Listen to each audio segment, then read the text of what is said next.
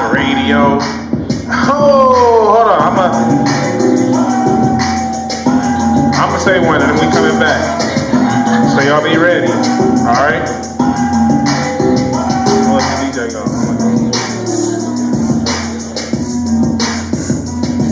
Ooh, I got it.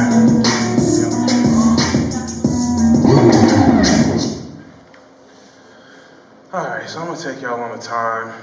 I had like two other poems. I had pulled aside a few. I was like, okay, this one might fit tonight, this one might fit tonight, this one, but this one's kind of dope. I've been meaning to do this one actually too, because my man's birthday just passed. So, for those of you who don't know, I used to be in law enforcement. I used to look a little bit different than this. You know, I had short hair. I was about the same size though, but I was about the same size though. There you go. I had short hair, my shit was shaved, and all of that stuff or whatever. And the police academy is out here. I was for my old university, Eastern Washington University. That's who I worked for. And we went to the police academy out here. It's just right up the street in Burien. And man, that's probably one of the hardest experiences of my life, just due to the fact that I disagree with almost everything. So I'm just in there being like, just so challenged or whatever. And there was a couple of major events that happened when I was in law enforcement. And one of them was the verdict of Trayvon Martin, the death and verdict of Trayvon Martin, that whole case. And that shit pissed me off that day that it came out. And I used to have this water spot that I go to in Normandy Park. And I just sat there and, man, I just wrote. And I wrote a letter to my man. It's called Dear Trayvon. Dear Trayvon, I work for a government I don't support. What does this mean? Sell out?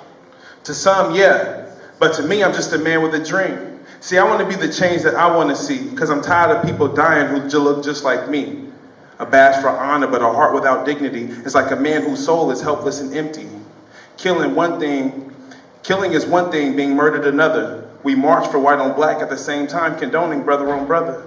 Death is death with just a pull of a trigger, but it hurts just a little worse when you see him as just another nigga. See, society is backwards, because it's not the death we mourn, yet the injustices we see that leaves these streets torn. A flawed system, but the people make the rules. What people? Is it them or is it you? So what is it that people are left to do? Besides breed injustice and watch the malice in us reproduce like oxygen on a tree, from seed to shining sea, sweeping away kids, young boys, and people just trying to watch a movie. It seems as if we are surrounded by tragedy. One nation under God said now seems to just be blasphemy. God is on the minds of many, but in the hearts of few. But in the mouths of all when troubles brew. Tell me, why are we surprised that society acts out what we think and see? The actions in our heads are just episodes on TV. So in a sense, we have made society into habits, and TV is now we, the people, who tried to form a more perfect union with deaths that are unjust, while domestic tranquility went out with the dust, while in came a common defense, neglecting the welfare of those who had a different color skin, while the blessings of liberty and prosperity came to those of the future generations who were not in chains, only to keep systematic oppression engraved, and to those less fortunate, leaving us all mentally enslaved. Withholding truths which were once self-evident, attempting to kill us off, claiming the glove doesn't fit, funding the same men who killed little Emmett, freeing the way to take out 4 little girls in the basement, while these unalienable rights the man got bored with are the only ones, and the only ones with rights are those who can afford it. These deaths we mourn, but who are we to tell? We only find out because the media has stories to sell. Which better than the oldest in the book? Headlines read, just another brother with his life took. Just another family left shook. While some are still mourning Sandy Hook, there was a war in Chicago where no one wants to look. Church groups taking trips to the motherland just to have write-offs to Uncle Sam. Shit, all I see is people trying to get their cake up. I wish we could all just wake up.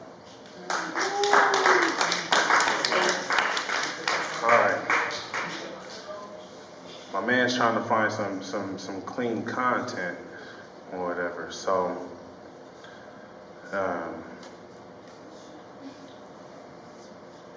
we're gonna have a surprise back. DeMonica, you got one more for us, D?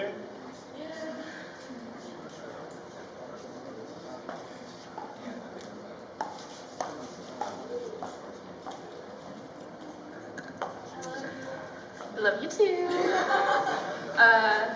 So I was just trying to figure out something else I could perform, and I had to tell my boyfriend not to get offended because it's about someone else from way before. But yeah, I hope you guys enjoyed this one. Oh, heck no. It's definitely not about Cougar in any way. You'll hear why. I'm not in love with you, I'm just lonely. I'm infatuated, but I know it's fake. I've gotten hurt so many times, how many more will it take? I want you to be free. Don't let me stray you from your life. You deserve someone better than me as your wife.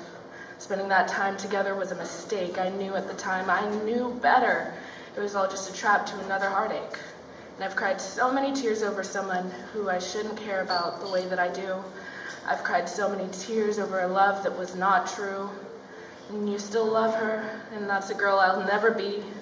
And I still love him, but does anyone love me? That's the question. Or am I just hopelessly a slave to unrequited love?